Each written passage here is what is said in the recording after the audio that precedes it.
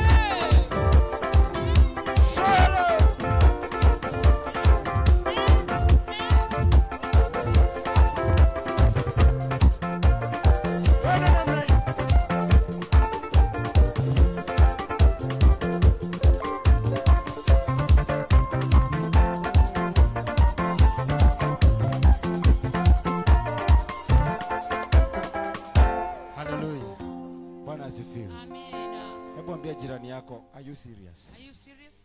Waimbaji, nataka tuache maiki kidogo. Nataka tukuje hapa. Leo na waruhusu tuje hapa. Nataka nijue kama mnarukaga ama hamrukagi. Waimbaji wote isipokuwa Jona peke yake na mwenye gitaa. Hata huyo mwingine akuje. Kama atasikia kuruka Kinyarwanda ama Kikongo hapa. Bwana Yesu asifiwe. Asifiwe. Bwana asifiwe. Bwana asifiwe. Bwana asifiwe. Osho morabimene, morabime. Osho morabimene, morabime. Osho morabime ka, Osho morabimene, morabime. Osho morabime ka, werumega. Waimbaji, kumbe ya watu wanatoaga sauti. Mkitoka huko ndio wanaimba, si ndio? Hebu tuende tena Jona. Osho morabimene, morabime. Osho morabimene, morabime. Osho morabimene, morabime. Koroni wane memoyo, koroni. Koroni wane memoyo, koroni. Koroni wane memoyo. Koroni wane memoyo. Koroni otare melimo.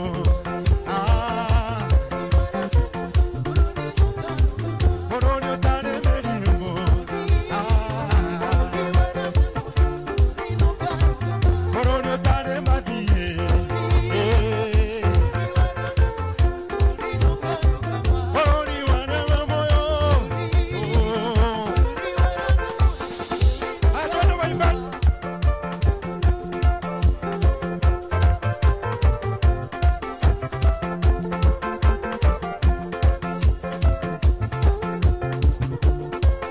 Gozai, mon amigo, gozai. Eu tu me veriai. Adena manete godi. Amate no mere. Oh, gozai, gozai, manito gozai. Gozai, mon amigo. Oh, madena. Oh, gozai, gozai, manito gozai.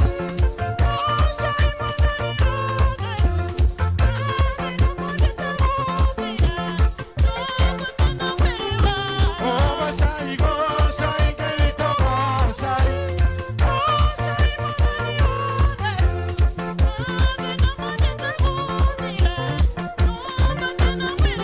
Hallelujah. Sasa nataka mtaniruhusu. Kila mtu leo anacheza kikwao. Tunaanza na huyu. Cheza ngoma. Njoo hapa. Muonyeshe watu kwenu mna dancing aje. Twende. Aha. Hapo.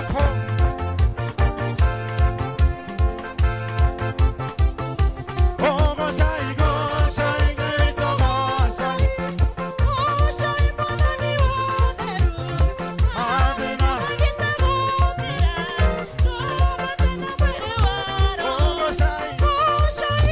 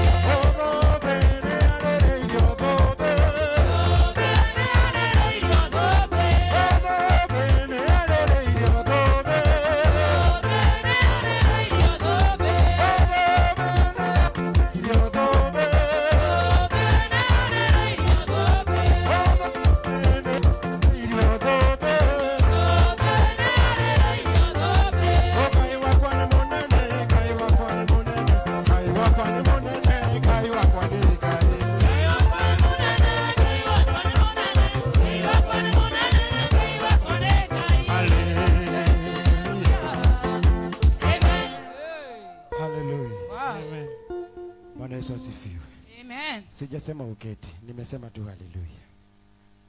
Bwana asifiwe.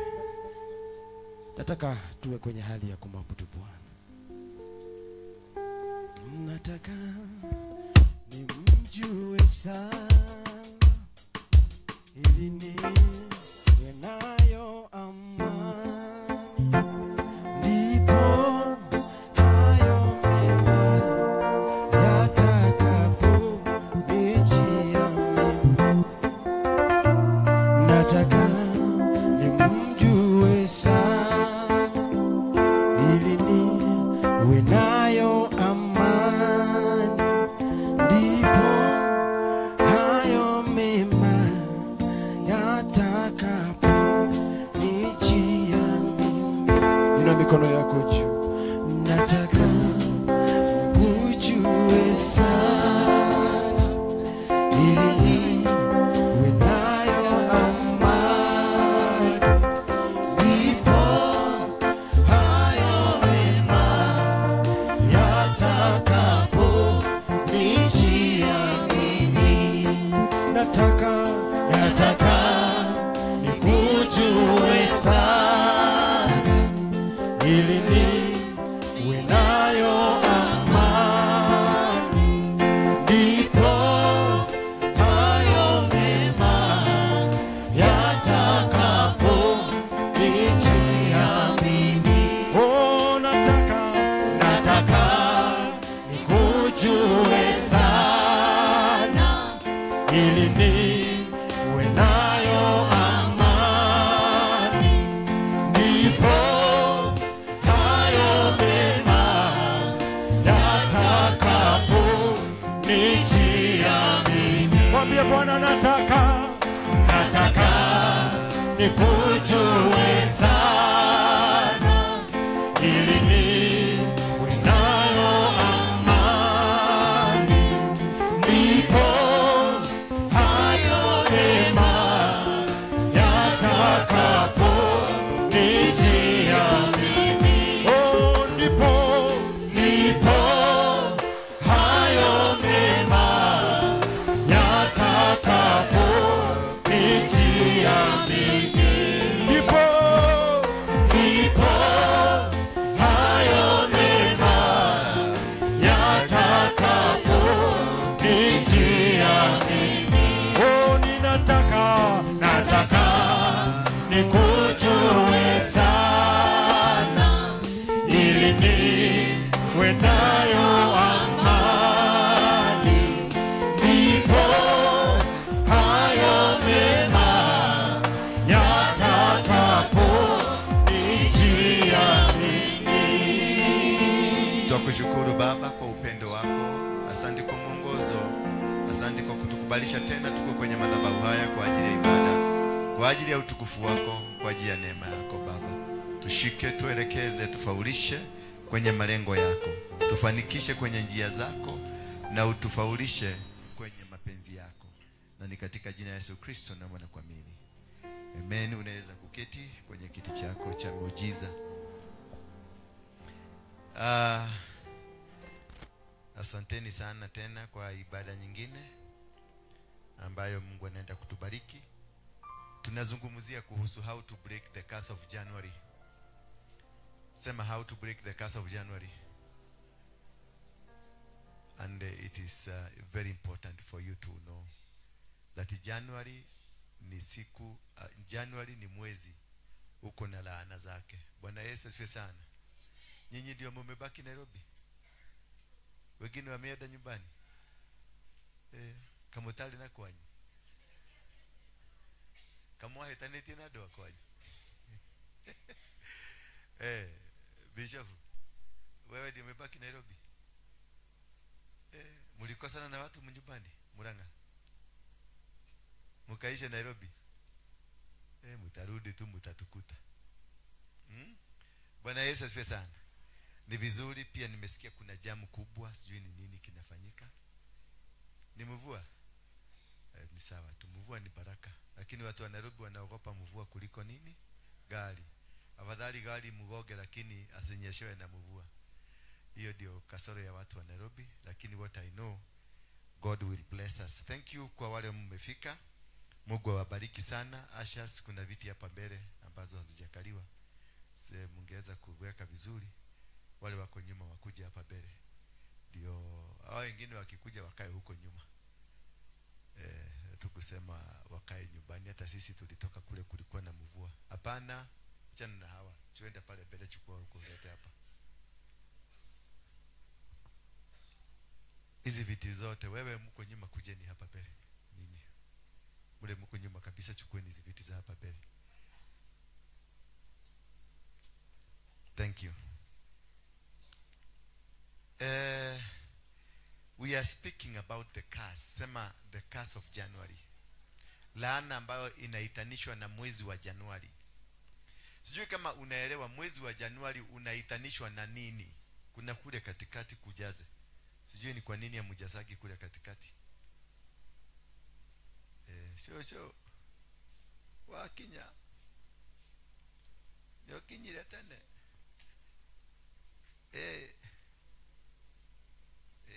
Ona haria ndiri ndiamenya nĩ Ngai na nĩ Ngai ũnginyĩtie hau tondũ tũmĩaka tũrĩa ndĩna tuori ningĩ marenda gũkinyia no matikinyĩte.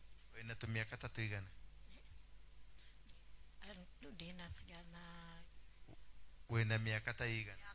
Ndĩna mĩaka 70 irathie 80. 70. Uri o kairetu otire hando thiete. Oe kairetu kanini muno. Nako kamwana gaka. Ninda miaka 81. Yeah. Nini yoguo? Ni adirage shiragia wena igana. Ithe kimwana. You see the young boy? Yes, and you'll grow okinyaginya 150. Etogo kuona. Ewe nawe na miaka ta igana? Mingi. Thank you. Sijui kama mnaelewa miezi hii yote 12 ama masaa.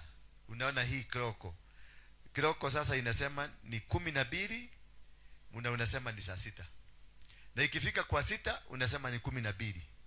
Ulielewa ni nini kilicheji hivyo mpaka ikakuwa 12 ikakuwa 6 na 6 ikakuwa 12.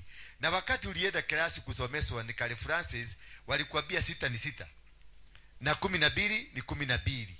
Na akakuhesabia 1 2 3 4 5 6 7 8 9 10 11 12 13. Mimi tulisoma ile tulikuwa tunasema 5 plus 5 is equals, lakini sisi tulikuwa tunahesabu hivi 5 plus 5 unaanza kucount 1 2 3 4 5. You put it on the head, then 1 2 3 4 5. You put it on the head, then you bring them here, you count them together, you bring them together, they become 1 2 3 4 5 6 7 8 9 10. That is the answer. Sisi tulisoma wakati nyinyi mlisoma A B C D, si ndio? Sisi tulisoma yetu ilikuwa abakudu. Wakati wa abakudu, watu wa abakudu. Umeona sasa mimi nimesoma kualiko. Sasa sisi ni watu wa abakudu. Sasa ni wa A E I O U. Sisi ni wa A. They are called what? Sasa hiyo ni nini? A E I O U. Alafu na abakudu. Yes. So everything has a meaning and has a spiritual meaning. Kila kitu ambacho unakiona dunia hii kiko na meaning na kiko na nini? Na spiritual. Sio meaning peke yake, bali kiko na spiritual meaning. Hakuna kitu hata wiki unaonaga Monday, Tuesday, Wednesday, Thursday, Friday, mpaka Saturday. Hizo ni masiku ambazo zinaitanishwa na kitu. Monday inaitanishwa na nini? Na Mungu. Anaitagwa Monday. Thursday ni Mungu. Saturday ni Mungu. Sunday ni Mungu. Unanielewa? Lakini Saturday ni Mungu ya Saturday. The Sun God.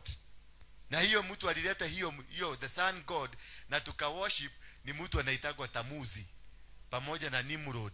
Tamuzi ni kamtoto kalizaliwa wakati wa siku hii tunaenda ya 25. Siku ya 25 Disemba, si Yesu alizaliwa. Kulizaliwa katoto ambacho kalizaliwa na nani? Na mtu anaitwa Nimrod. Nimrod walilala na sister yake. Wakati alijua miba, sister yake amepata miba, akaua sister yake. Lakini kwa sababu ni jamaa alikuwa anapenda hii maneno sana, akaangalia mama, akaona mama anafanana na sister, ni mrembo tu kama mtu mzuri. Akaingia kwa mama na akaweka mama nini? Miba. Bwana Yesu asifiwe sana. Wakati alimweka miba na ikakuwa sasa miba imeanza kukua kubwa, wakaulizana na mama na mtoto, wakaulizana tutaambia watu namna gani kuhusu hii miba, maana baba yako alikufa. Naye Nimrod akaambia mama ya kwamba watu wote wakikuuliza uwaambie huyu ni mtoto ametoka kule kwenye jua, kwenye miale ya jua. Mnanielewa? Ati ametoka nini? Yaani miale ya jua ndio ilikuja ikaigia mpaka kwa tumbo ikafanyika mtoto. Sasa wakaambiwa kutoka sasa mtu yote akikuuliza mambo ya miba mwambie ni miale ya jua. Na kutoka hapo kukazaliwa katoto kanaitwa Tamuzi. Tamuzi kalizaliwa tarehe 25. Na ndio huaga tuna celebrate kama mtoto katabia baya ya mama na mtoto yake. Lumugede muga nemoshare kakege emoti umemwone mwagoyo nemoshare. Sidio tulikuwa tunaiba hiyo? Ni mtoto wa usherati, ni mtoto wa mama na mtoto yake anaitwa Tamuzi. Sasa hapa hakuna Christmas na hakuna Yesu hapa. Hiyo kitu mnaenda kurukarukia hakuna. Usidanganywe ni mtu, hakuna. Yesu hakuzaliwa mwezi wa 12, alizaliwa mwezi wa 3. Mnanielewa? Yesu alizaliwa mwezi wa 3, si wa 12. Na hiyo kitu iko kwa Biblia. Hiyo mtoto wa Tamuzi alizaliwa mwezi wa 12 tarehe 25. Sasa ukienda nyumbani ujue unaenda kuselebrate katoto ka usherati ka mama na mtoto yake. Ni maundu macio wathi kugira. Halo. Na hao ndio walitengeneza. Wakatengeneza. Umeenda? Bae. Hao ndio walitengeneza kalenda. Wakatutolea ile kalenda ya zamani. Ile ilikuwa inaitwa namna gani wale wanajua? Yeah? Kalenda ya zamani? Yeah? Sasa mnasomanga muga muri athomi mukaitia. What do you do? Kalenda ya zamani Mama Roda. Si Gregorian. Kalenda ya zamani. Yeah? Ile kalenda ya kutoka Ethiopia. Sasa tuko mwaka gani Ethiopia? Yeah? 2017. 2019 kule Ethiopia. Tuko 2019. Na sasa Kenya tuko 2025. Sasa Ethiopia ni mwezi gani? Mwezi wa kwanza wa Ethiopia ni mwezi wa 3. Kwa hivyo tuko tofauti. Hiyo ndio kalenda ya kwanza. Ile ambayo ilikuwa inatumika na ndio kalenda inatumikaga na mwezi. Mwezi inaendeka 28 days. Na ndio naanga hata wamama mnaendeka 20 what? 8 days. Ya nini? Ya kutembelewa. The cycle of 28 days. Hii ingine tunaongezewa 29, 30 na 31 haziko kabisa kwenye the cycle of a human being. We end the month at 28 days. Ndio inaishaka. Venye cycle ya mwanamke inaendaga, ndivyo na hiyo inaendaga. So siku hiyo wakati walizaa hako kamutu, wakafanya hiyo jua, wakati iliwaka, wakasema mtoto alitoka kwa hiyo jua. Sasa wakatengeneza hiyo siku ikakuwa siku ya Jumapili ambayo inaitwa Sun Day. It's a day that is associated to a god of the sun. Monday is a day associated to a god of the moon. Bwana Yesu asifiwe sana. Lakini sitaki tuangalie kwa siku sana leo. Nataka tuangalie kuhusu Januari peke yake. Maana ndio nataka nikukonsentrate Januari na sasa Disemba tunaingia Januari. Na ni nini kimefanyika? Na tumekuwa tukifuata mwezi wa Disemba, mwezi wa 12 kutoka tarehe 1 mpaka tarehe 7 tulijua ni wakati wa chawi, wagaga, warogi wote wa shetani ndio wanapanga maneno yao. Alafu kutoka tarehe 7 mpaka tarehe 14 ndio wanamalizia wewe, ndio wanaiba destiny yako. Lakini pia wanajipanga tarehe 26 baada ya kusherehekea kama mtoto, ndio tulikuwa tunafanya, tunaita siku inaitwa Boxing Day. Boxing Day ndio tulikuwa tunafungua maboksi, zile vitu tumeletewa, the gifts ambazo tumeletewa. Hizo gift ndizo zilikuwa zimenenewa. Sasa ukifungua hiyo gift, hiyo boxi, hiyo maneno ambayo umenenewa yote ndio unaibeba. So tarehe 26 mpaka tarehe 31 pia it is another open door ya demons kukuingia. Bwana Yesu asifiwe sana. Ndio kwa nini? Because they want to prepare you for a transition. Ndio ukiingia Januari already you are transited, you are ready, umepikwa, umeiva kuchukua mademoni zote ambazo zinakuja na mwezi wa Januari. Mwezi wa Januari ni mwezi unaitanishwa na Mungu ambayo anaitwa Janus. Sema Janus. Mungu wa Janus ni Mungu wa transition. Ni Mungu wa kuleta nini? Transition. Unahama kutoka hapa unaenda hapa kwingine. Ndio inaitwa Janus. Huyo ni Mungu anaitwa hivyo. Kwa hivyo mwezi wa Januari tunasherehekea Mungu anaitwa Janus. Tunaingia kwa Mungu wa Janus ambaye ni transitioning you from one position to another. Kukutoa hapa inakupeleka hapa. Ndio unaonaga watu wakitoka Disemba wakirudi Januari wanasemaga kugumu, ni kumeharibika, kumekauka, kwa sababu wamekula pesa yote. Maana wakati wa Disemba walikuwa wanashughulikiwa kwenye madhabahu ya kishetani, wameshughulikiwa kutoka tarehe 1 mpaka tarehe 14 walishughulikiwa, na kutoka tarehe 26 mpaka tarehe 31 wakashughulikiwa, wakaingizwa kwenye madhabahu ya shetani. So ukiingia Januari ushatayarishwa kuanza mwaka na madhabahu ambayo walikuatarishia, ambayo walikufanyia. Kwa hivyo wewe already you are a package. Packaging inafanyika Disemba, ndio Januari mnaanzana na shida, mnaanzana na matatizo, na mnaanzana na kumalizana na kuibana, kunyaganyana na kufanya mambo yote, takataka zote ambazo zinafanyika. Bwana Yesu asifiwe sana. Kwa hivyo huu ni mwezi hatari katika maisha yako. Janus ni mwezi hatari, na ni mwezi unafaa sasa kuangalia. Na kama haukurekebisha ukiwa katika mwezi wa Disemba, already ushachukuliwa. Kama ushafanya hizo vitu zote tuliambiwa kutoka tarehe 1, tarehe 2, tarehe 3, 4, 5, 6 mpaka 7, na kutoka tarehe 7 mpaka tarehe 14, kama hakuna madhabahu uliinua ya kupigana na system yote ya kishetani katika maisha yako, wewe already Januari inakugojea ikushughulikie. Na ikikushughulikia from Januari mpaka Disemba utaiba shida tupu. Maana ushachukuliwa. Maana ushaingizwa kwenye box zao. You are under the control. Unakontroliwa sasa na system ambazo waliset mwezi wa Disemba. Ndio mwezi wa Disemba niliwaambia ni muhimu sana uinue madhabahu ya kuvunja chochote ambacho shetani amekupagia. Maana hata mwezi wa Disemba ukiangalia watu wengi hapa, wale wengi walienda Christmas nyumbani, wasichana wengi walikuja wakiwa na mimba. Si mimba mingi ni ya Disemba. Kwa sababu saa hiyo ndio mikataba inafanyagwa. Ndio ka boyfriend, schoolmate, yule mlikuwa naye zamani, yule mlitahiri pamoja, ndio mnakutana na yeye. Unamwambia sasa kuja tusherehekee Krismasi. Maana si Krismasi hii ni kuzaliwa kwa kale kama mtoto. Kanaitwa nani? Tamuzi. Si Yesu Kristo. Hakuna Yesu hapo. Msidanganywe na mtu. Hii ni mambo ya Catholic walitukuletea wakiwa na mtu anaitwa Roman Empire, through Nimrod na through nani? Huyo mwingine alikuwa anaitwa nani? Sasa hata muelewi. Sasa walimu hawa hamuelewi. Huyo mwingine anaitwa nani professor? Sister yake. Alafu na huyo mwingine na mama yake. How do you reshape? Nimrod was not a Christian, but he shaped Christianity. He was never baptized. Hakuwahi kubaptisiwa. Hakuwahi kumwagiliwa mafuta ama kufanywa jambo lolote. Hakuwahi kukiri Yesu. Lakini yeye ndiye alifanya ukristiano huu wote.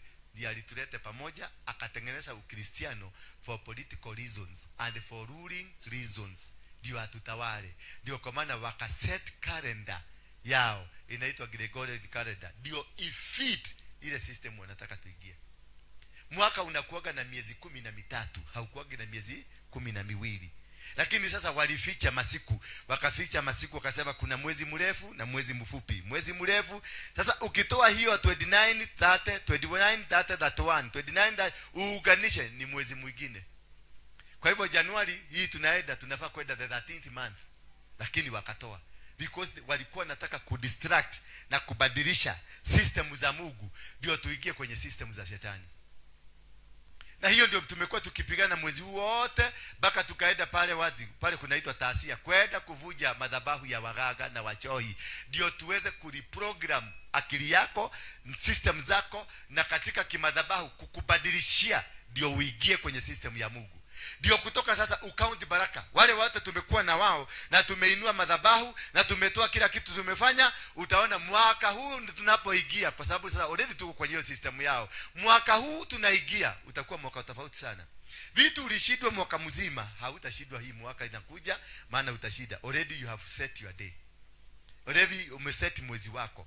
Already umeset mwaka yako. Mwaka ambao tunaingia 2026, hamutakorogwa. Hata Kenya hii watajaribu kuikoroga, hawataweza kukoroga because tulifaulu kuiset. Bwana Yesu asifiwe sana.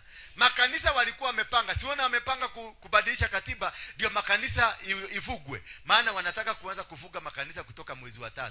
Lakini kwa sababu tulipanga na tukafanya madhabahu na tukainua kile kitu tuliinua, watajaribu kucheza na kanisa, haitawezekana. Na yule atajaribu kuinukia kanisa ataaguka mapema. Mwaka huu tunaingia, mwenye atainua kidole kupigana na kanisa tutamusika around November December hapo. Tutamuzika hapo. Na atakuwa in a very mysterious way. Bwana Yesu asifiwe sana. But I'm not threatening. Nikusema tu nasema, maana kanisa ni kama mama, ni kama mwanamke. Na ukicheza na mwanamke unacheza na kizazi. Bwana Yesu asifiwe sana. Wanaweza tumefanya makosa. Hatusemi hatujafanya makosa kama kanisa. Kanisa limefanya makosa, lakini kanisa liliwekwa na Mungu. Yesu mwenyewe alisema, alimwambia Peter, katika hilo jiwe umesimama, huo ufunuo ambao umeupata, hapo umesimama, kutajengwa kanisa ambayo milango ya nani? Ya kuzimu haitawishinda. Bwana Yesu asifiwe sana. Maana wale wanatengeneza hii milango ni milango ya kuzimu. Haleluya. Hawa wanataka kuinua hiyo bili wanapeleka bunge, ni milango ya kuzimu. Maana wanataka kuzima kanisa ndio waweze kufanya vituko ile wanataka kufanya. Na hiyo combine ni ile kitu Ruto alienda kusaini kule Amerika na Trump ya kupatiana healthy data yetu. Hiyo kupatiana healthy data, hawa watu wanakuja kuchukua data yako. Sasa wako free, watakuja watachukua DNA yako, wachukue DNA ya mtu mwingine bila kuulizwa swali na bila hata uwezi kuwapeleka kotini because Ruto amesaini na amepatiwa kamuragi kufanya kazi. Sasa watachukua data yetu, maana wamejaribu kumaliza wa Afrika, wamejaribu kumaliza wa Kenya, lakini wameshindwa. Wanajiuliza ni nini DNA gani hii watu wako nayo. So that is why they want to go wachukue DNA, wastati DNA ndio wajue venye watamaliza Muafrika. Maana wamerealize Muafrika ako na power kutoka Kenya. Kenya ndio imelipua mambo yote. JNC ndio wana wameinuka. Kila kitu miona imeinukia Kenya. Kwa sababu wanataka kustudy what kind of DNA iko na hawa watu wa Kenya. Bwana Yesu asifiwe sana. Na ndio uliona huyu mjamaa alienda kusaini huko, lakini nasikia koti imesimamisha, imesema hiyo kitu haitawezekana. But all in all, si huko hiyo takuja kuwafundisha baadaye, na hawa watu wakikuja kusema wabadilishe hiyo vitu wanabadilisha, muingie kwa maombi mkatae. Maana si wao, ni the demon that want to rule. Shetani mwenyewe ndio anataka kurudi. Kanisa ndio imefanya makosa. Tumefanya sisi mapasta na mabishop na maaposto tumekosea. Lakini si kumaanisha kwa sababu tumekosea, maana hata wakati Yesu kulikuwa na mabishop walikuwa nakosea. Si ndio? Si kuna mtu alikuja akasema kuna watu wanahubiri kwa jina yako. Na Yesu alimwambiaje? Waliwauliza wanahubiri kwa jina ya nani? Akawaambia kwa jina yako. Basi akawaambia wacheni wahubiri bado jina yetu inaendelea. So despite the challenges and shortcomings tuko nazo kama Christians na kama pastors na kama leaders of the church, it does not mean tuvuje kanisa. Maana kanisa ni ya Mungu. Bwana Yesu asifiwe sana. Kwa hivyo mwezi wa Januari ambao huu tunaenda unaitwa Janus. Janus ni transition, ni mlango. It is a new start. It is a transition, ni mlango. Bwana Yesu asifiwe sana. Ni kivukio, transition ni kivukio cha kukutoa hapa kinakupeleka kule kwingine.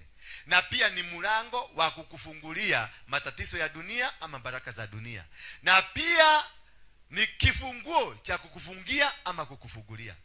Kwa hivyo mwezi huu ni mwezi ambao unafaa kuangalia, maana tumeushughulikia mwezi wa 12 na sasa tunaingia mwezi huo wa kwanza kulingana na mipango yao. Tunapoingia kule kwenye huo mwezi wa kwanza, lazima uangalie ni nini kinafaa kufanywa.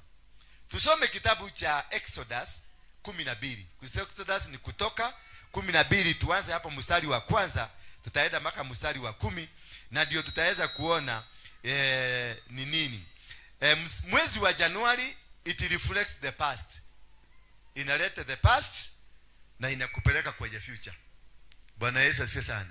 Kwa hivyo ni mwezi ambao unahitaji kuwa makini sana. Tupatie Kiswahili, mami. Tupatie Kiswahili, maana nimeona shosho yuko hapa na unasikia kuna miaka 80. Mwezi wa Januari, it is the beginning and the ending. Hapo ndio tunamaliziwa. Ndio unasikia shida zote ziliprogramiwa katika mwezi wa Januari. Bwana Yesu asifiwe. Tupatie Kiswahili tafadhali. Leo sitaki tukae sana. Nataka tumalize mapema ndio tulilisi watu waende Christmas. Christmas hamtakuja kanisa siku hiyo, muende mkule chapati. Hiyo siku siwezi kuifanyia ibada.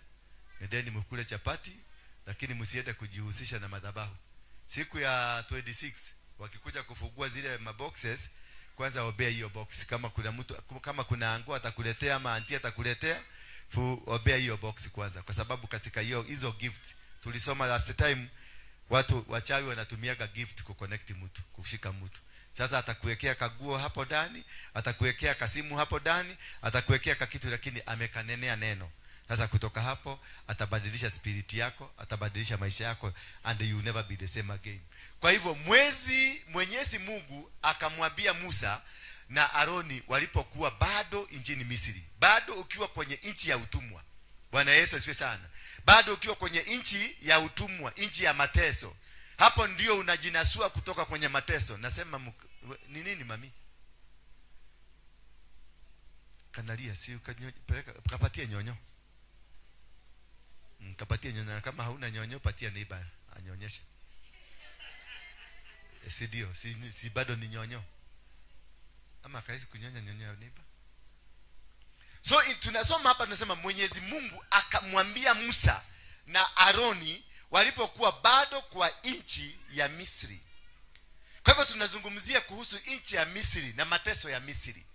Tunazungumzia kuhusu mambo ambayo ni ya kishetani. Mwezi ambao tumetoka katika mwezi wa kishetani, maroho ya kishetani, mizingi ya kishetani ambayo imetucontrol. Inasema verse 2 please. Inasema ya kwamba wakiwa katika nchi ya Misri, ndio Mungu aliwanenea akamwambia nini? Mwezi huu utakuwa kwenu mwezi wa kwanza wa mwaka. Mwezi huu utakuwa wa kwenu wa kwanza wa mwaka. Kwa hivyo anataka kuzungumzia kuhusu mwezi wa kwanza wa mwaka. Na aliwaambia nini? Kuna maagizo alitoa. Kwa hivyo ukiona kila Mungu anakaa chini, anaambia watu wa Israeli, anaambia Musa, mwezi unapokuja kuna maneno yake. Ikabidi Mungu na kamati yake wamfahamishe Musa, wamwambie mwezi ambao unakuja wa kwanza, kuna kitu nataka mfanye. Ndio huu mwezi usikue wa vita kwenu. Ndio huu mwezi usiwaletee kisirani. Ndio huu mwezi usiwaletee matatizo. Ndio huu mwezi usiletee chukizo. Ndio huu mwezi usilete shida mingi. Na kumbuka anaambia mwezi huu utakuwa. Kwa hivyo walikuwa kwenye Disemba. Mungu alikuwa ananena na Musa wakiwa Disemba. Mwezi huu utakuwa. Mwezi huu utakuwa kwenu mwezi wa kwanza wa mwaka. Bwana Yesu asifiwe sana. Kwa hivyo kuna kitu ndani ya Mungu kinahusikana na the first month of the year. Na hiyo ndio muhimu, na ndio nataka tuangalie na tuchunguze ni kwa nini Mungu alichukua hatua ya kuwaonya wana wa Israeli na akaambia Musa, mwezi ambao mnaenda kuingia muite wa kwanza, na ndio utakuwa wa kwanza. So the starting of the month, the starting of the year ikaanza kuhesabiwa hapo. Tuendelee verse 3. Na ndio wakaanza kuhesabu maana na kuwapatia maagizo na kuwapatia mafundisho ambayo inatokana na mwezi huo. Tuendelee verse 3 please. Iambieni jumuiya yote ya Waisraeli kwamba mnamo siku ya 10 ya mwezi huu mtachukua mwana kondoo mmoja kwa kila jamaa mmoja. Hallelujah. The 10th day of the first month, siku ya 10 ya mwezi wa kwanza, kila household, kila familia. Sasa hapo ndio mnafaa kukula kabusi. Si Disemba. Kabusi akakuliwa Disemba, kanakuliwa nini? Mwezi wa Januari. Ndio akamwambia iambieni jumuiya yote ya Waisraeli kwamba mnamo siku ya 10 ya mwezi huu mtachukua mwana kondoo mmoja kwa kila jamaa moja. In every family you take a goat.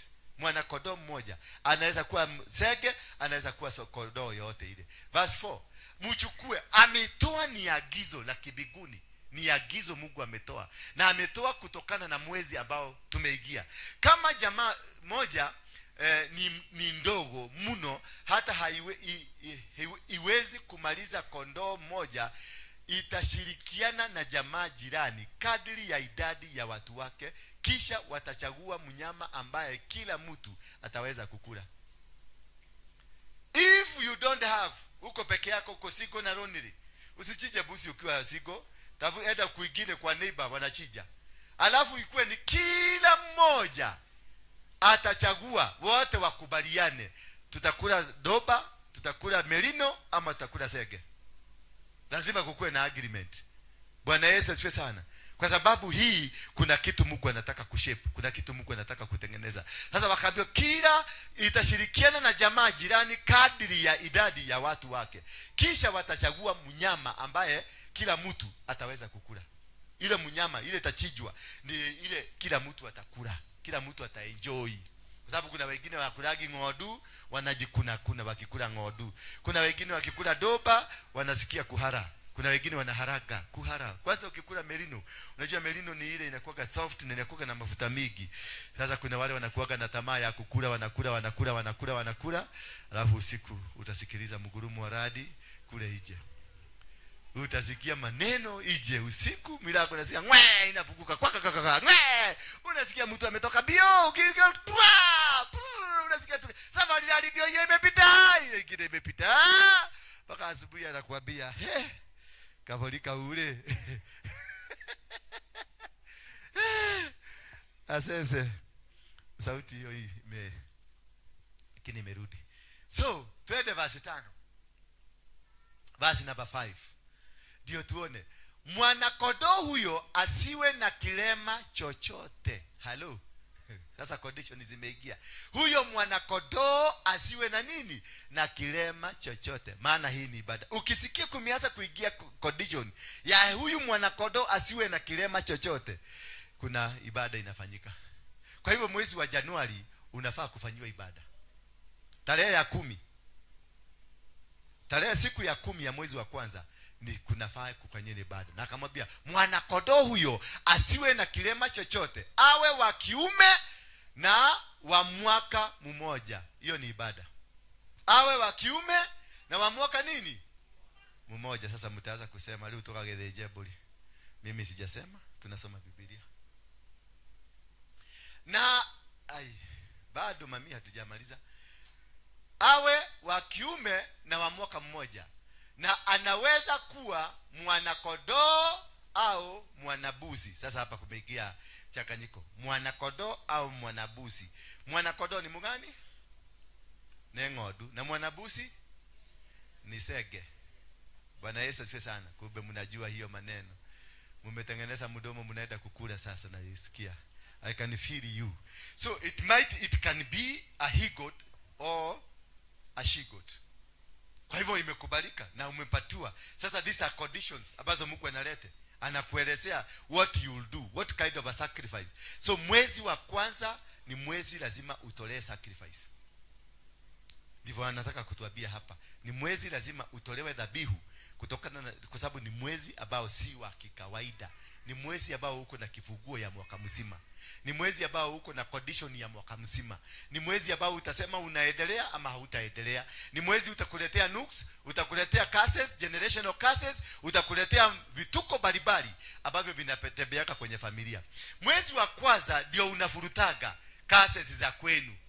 Kama kuna ugonjwa ya kwenu ni kansa, inaanzaga mwezi wa kwanza wa mwaka. Maana already mwezi wa mwisho wa mwaka walitengeneza hiyo ground. Ndio ukiingia Januari hiyo mwezi wa kwanza, ndio chochote ambao kinafaa kukugoga kipate nafasi. Already kwa sababu December ilitengeneza ground. Ndio mwezi wa kwanza ndio mkigogwa unagogwa, kwa sababu ground was already prepared in the last month of the year. So that is the time generational curses za kwenu zitakushika. That is the time mizimu ya kwenu itakukamata. That is the time utakuta magonjwa ya kwenu inakukamata. That is the time poverty ya kwenu inakukamata. That is the time watoto wale wanashikagwa na mwenda wa simu ni Januari. That is the time ndoa nyingi zinaanza kuanguka, maana hapo ndio kunagudulikana haukuwa umeenda Mombasa, ulikuwa umeenda Naivasha. Ndio tupicha tunaanza kuonekana. Kwa sababu ndio saa hiyo school fees inakosekana. Ndio saa hiyo rent inakosekana. Ndio saa hiyo maneno inaenda ikosekana. Dhambi zinaanza kulipuka mwezi wa Januari, because they were prepared in the month of December. Bwana Yesu asifiwe sana. Dhambi nyingi zinaanza kulipuka. Ukienda hapo mwezi wa Januari kuendelea, ndio unaanza kuona mama aliyewekwa kwa kitu hapa ameanza kutema mate ovyo akitemea nipade. Na unasikia akikula chakula anasikia kutapika, maana kuna kabego kamekuja kako hapo ndani. Na sasa ndio kanafanya sasa kanaanza kutengeneza environment yake. Sasa tapika ndio watu wajue tumeingia. Haleluya. Wangapi wanatapikaga wakifika hiyo area? Nyinyi ni watu wazuri, mumeokoka, hamwezi kutapika. So tuende verse ya 6. Haleluya. Lakini mimi nimeona watu wengi, utasikia mtu anasema daigwa goro yako yadhuka. Ukisikia goro imeanza kudhuka, kuna kitu there is an insect inside your body. Mtamweka mnyama huyo mpaka siku ya 14. Hello. Mwambie hello. Kwa hivyo hata chinjwa siku ya 10. Atawekwa siku 4 mpaka siku ya 14. Bwana Yesu asifiwe sana. Halo. Atawekwa mpaka siku ya 14, ndio matayarisho yafanyike, na ndio awekwe wakfu, ndio aobewe. Ndio kama hata yeye alikuwa amebeba dhahabu, amebeba maneno ingine, akuwe na time ya hizo vitu kuondoka kutoka kwake. Bwana Yesu asifiwe sana. Kwa hivyo ndio naonaga dhabihu, watu tunapotoa dhabihu, before you bring it here, maana Mungu alikupatia jana, wacha kuikibisa leo. Iombe kwanza. Enda fasting ya siku 3. Abraham wakati alienda kwa mlima, akati aliambiwa apeleke mtoto wake Isaka akamtoe kafara, alipanda kwa mlima, alikaa kwenye mlima siku ngapi? 3, akingojea the next course of action. Akingojea kuambiwa ni wapi atafatolea kafara yake. Kwa hivyo alikaa siku 3. So ukipata hata ndoto, ukipata vision, ama upate kitu Mungu amekusukumisia, usikibilie kukifanya. Tafuta siku ingine 3 ya kukaa kuuliza Mungu, hii maneno uliniambia, nipatie ufunuo zaidi. Don't rush. Ati unakuja wengine. Kuna mama mwingine alikuja hapa juzi akasema aliona mimi nikiwa president wa Kenya, na akaona niko State House, na akaona Kenya mzima imekuwa na amani na imetajirika, maana dola ndio umekuwa king. Nikamwambia wewe usiweta kwa muhahe. Nilimuuliza uliona siku gani? Daire gerota nikiona itana hota kuikaradi, hata sijakunywa chai hivyo, na niona sijakunywa chai. Nikamwambia rudisha mshene kwako nyumbani, nenda uombe tena. Nenda fanya nini?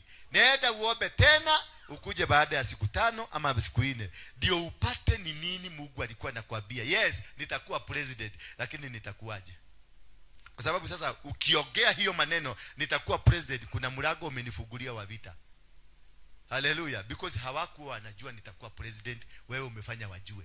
Sasa wataanza kunipiga nikufe ndio nisikuwe nani? President. Kwa hivyo inahitaji ukipata dream hiyo umeipata, wacha kuikibisa. Before you speak it out, nenda kwa maombi. Omba na Mungu, muulize sasa nipatie kaja gani huyu mzee atapitia ndiye akuwe president. Atafanya kula namna gani?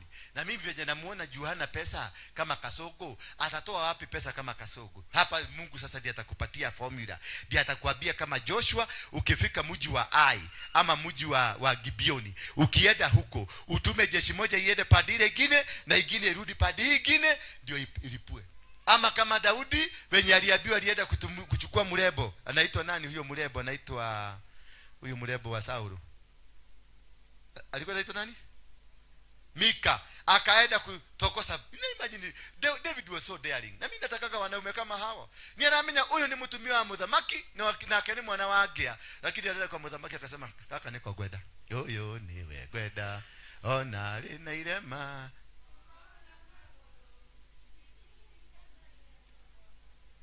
Akasema haka ndio nitataka. Lakini kwa sababu unajua huyu jamaa aliimbia nani? Aliimbia Saulo kenudu baka akafanya nini? Musa akapona. Sasa hivyo hawangetaka sana kufanya madharau. Hawangetaka kumuonyesha madharau. Sasa kwa sababu walijua haka kama mtoto, there is no way we can share my daughter with a poor guy. There is no way. Lakini I am going to dismiss him because he cannot make it. Akamwambia nenda. Kama unataka mtoto wangu, mimi nitakupatia. I am ready to give you my daughter. Lakini nenda unyofoe wanaume 100. Uwanyofoe uniletee uwekelee hapa. Sasa ilikuwa a condition that you cannot be able to fulfill. Maana aliambiwa aende akata nini? Sehemu zote za siri za wanaume 100. Sasa utaenda kuwatoa wapi? By the time utakata wa kwanza, si wa pili utainukiwa upigwe na mawe. Jamaa Daudi aliuliza Saulo 100 tu. Akasema only. Uwezi kuongezea ingine. Wakasema sasa kajamaa kameshindwa. Kajamaa hakataweza. Wakaenda kucelebrate. They have been able to defeat huyu mtu. Wameshinda huyu mtu maana hata rudi tena. Lakini kumbe kakijana akalisema hiyo sio hata homework. Nitakuletea 100 ngapi? Utaekelea kwa meza 200 utashangaa. Jamaa walienda hivi. Kurudi after 1 hour 200 ziko kwa meza. Ilibidi mke apatiano. Bwana Yesu asifiwe sana. Ilibidi nini? Mke apatianwe. Maana wameona this man tukimuitisha ingine zaidi atalete. Sasa imagine hawa wanaume 200 walienda wapi? Walienda. Biblia inasemaga walienda wapi?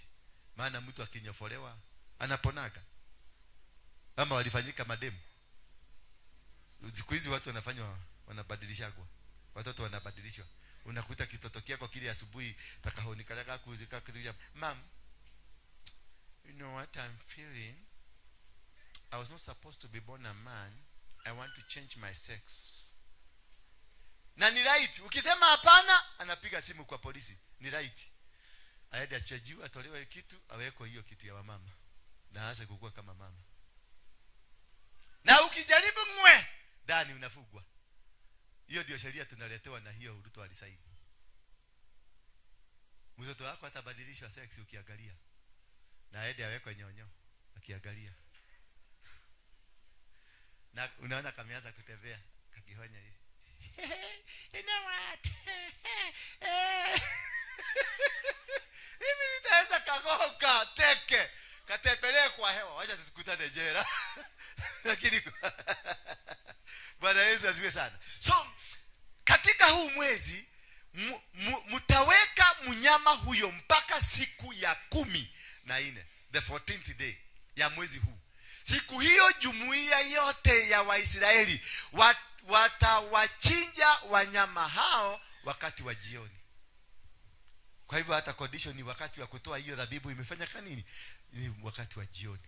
Watakaa wavumilie mpaka wakati wa jioni. That is the time they are going to do it. Bwana Yesu asifiwe sana. So this is the preparation. Ni kutengenezwa, unatengenezwa jinsi utatoa sacrifice yako. Sasa hatutachinja buzi maana hatuna. Sasa nikikwambia uchije buzi utatoa wapi? Mwezi huo ikifika tarehe 14, tafuta sacrifice yako, uende kwenye madhabahu, uende ujialign na system ya Mungu.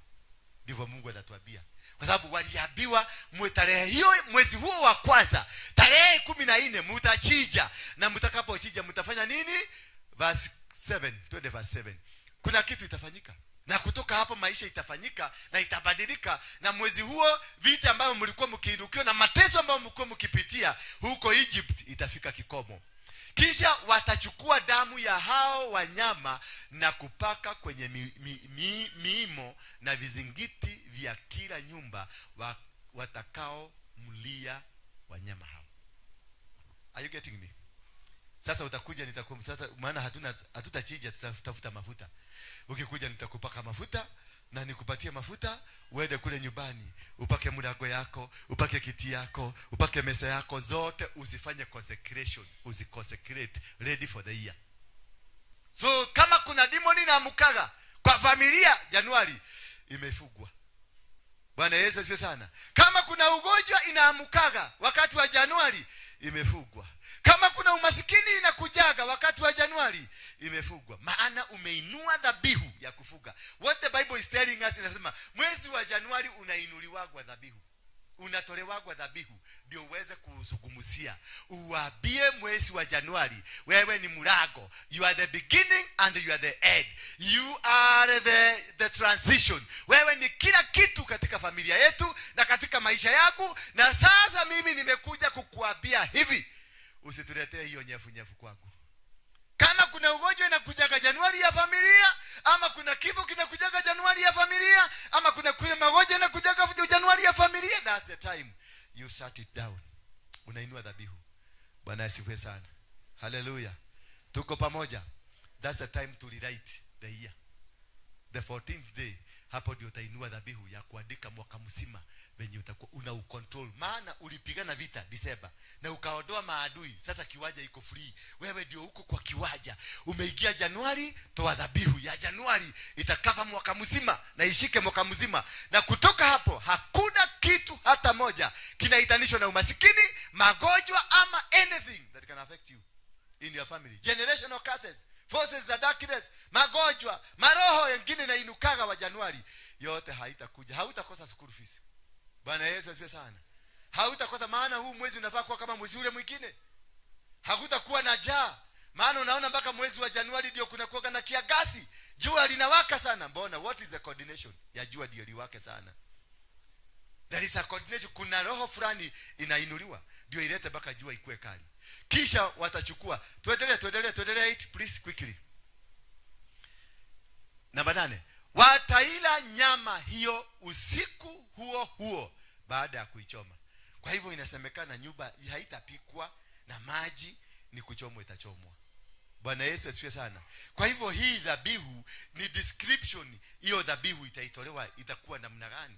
Description ya kwamba ni dhabihu ambayo itakuwa lazima iangaliwe na iangalike vizuri. Iwe ni kitu ambacho ukikitoa unajua sio kitu kilicho na madoadoa, sio kitu kilicho kibaya. Na amesema si isikuwe na kilema chochote. Kumaanisha the kind of a sacrifice you are going to give lazima ikuwe ni sacrifice yako ambayo imetokana na mikono misafi, imetokana na kasi mzuri. Usiende pale hivi upatane na kijamaa kiende kipite na wewe, alafu kipita na wewe kikupatie 2,000 uleta kanisani ni sadaka. Hiyo imekataliwa.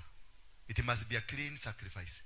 Na lazima ikuwe ni yako. Mbana inasema itachukuliwa kwa kila jamaa. Lazima ikuwe ni nini? Ni yako. Si ya branch, si ya tara, si ya nani, si ya zenka, si ya kukopa, si ya mshwari. Hapana, ni yako. Your sweat yako, vigino yako ndio utaileta kwenye madhabahu. Ukiileta kwenye madhabahu sasa, hapo na mimi kama kuhani ambaye atakuwa hapo, ama kuhani mahali popote pale atakuwa, na yeye atakupaka mafuta, atakuweka wakfu. Walipofanya hivyo walipaka milango, vikigi, visiki, madirisha, milango, maukuta, walipaka hiyo damu ya hiyo mwana kondoo ambaye walichinja, kumaanisha ishara ya kwamba wameshika mpaka wamehusisha nyumba zao, wamehusisha miti zao, wamehusisha mahindi zao, wamehusisha kila kitu kwenye dhabihu hii. Bwana Yesu asifiwe sana. Kwa hivyo utahusisha kabla ukuje hapa na hiyo sadaka yako.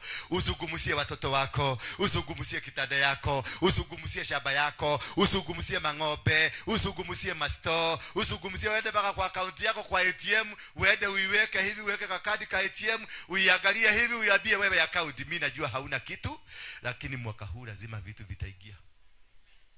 Bwana Yesu asifiwe sana. Mimi najua ninakuwekaga kitu, alafu ugonjwa inatoka kwetu nyumbani. Mwaka huu hakuna ugonjwa itakuja.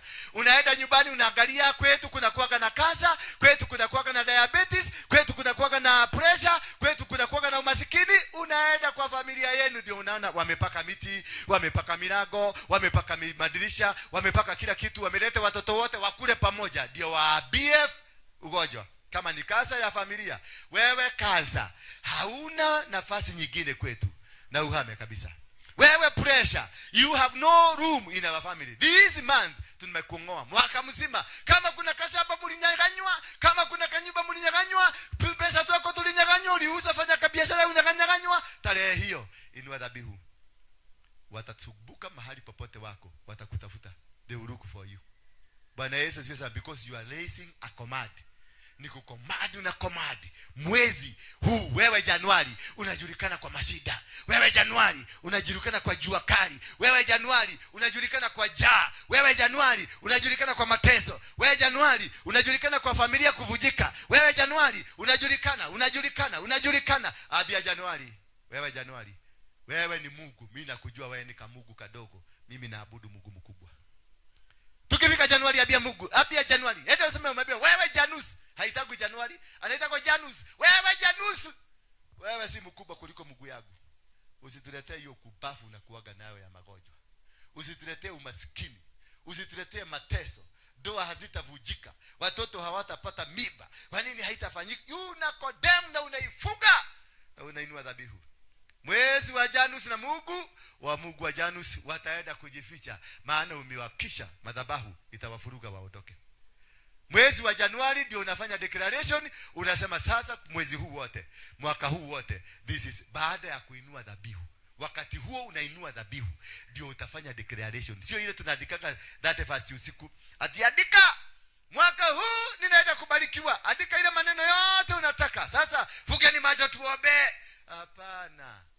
Ni mwezi tarehe 14 ndio utainua dhabihu. Ukuje nayo hapa.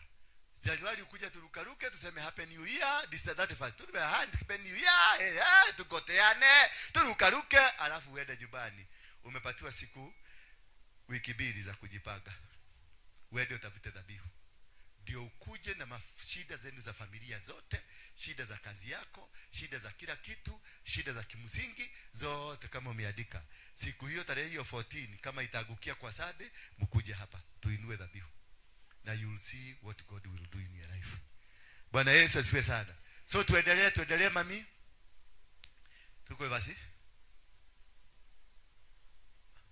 Wataila nyama hiyo usiku. Huo verse 9 inasema imekatazwa kuila. Tusome 8 kwanza, tumalizie 8 ndio tuende 9. Wataila hiyo nyama usiku huo baada ya kuichoma. Wataila pamoja na mkate usiotiwa chachu na mboga chungu za majani. Verse 9. Kwa hivyo ni kitu utaenjoy, utakula vizuri, uenjoy, ukae mzuri. Imekatazwa kuila ikiwa mbichi au imechemshwa kwa maji, bali lazima ichomwe yote pamoja na kichwa, miguu na nyama zake za ndani zote. Lakini this is an instruction. What kind and how do you give your sacrifice? How do you give your sacrifice? Kuna order ya kutoa sacrifice. Kuna mpangilio. Sasa wakati huo ndio utapangilio, tutawapatia maagizo how to do it. Tutaitoa aje ndio hiyo sacrifice ikubalike. Verse 10.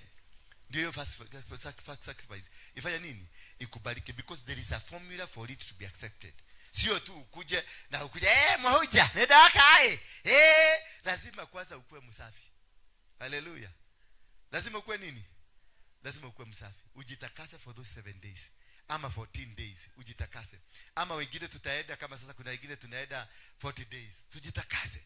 Ndio tukifika siku hiyo dhabihu yetu ikubalike. Bwana Yesu asifiwe sana. Tukifika siku hiyo kila kitu ambacho tutasema kiwe cha kukubalika. Hii tunazungumzia how to break the curse of the God called Janus, who is January.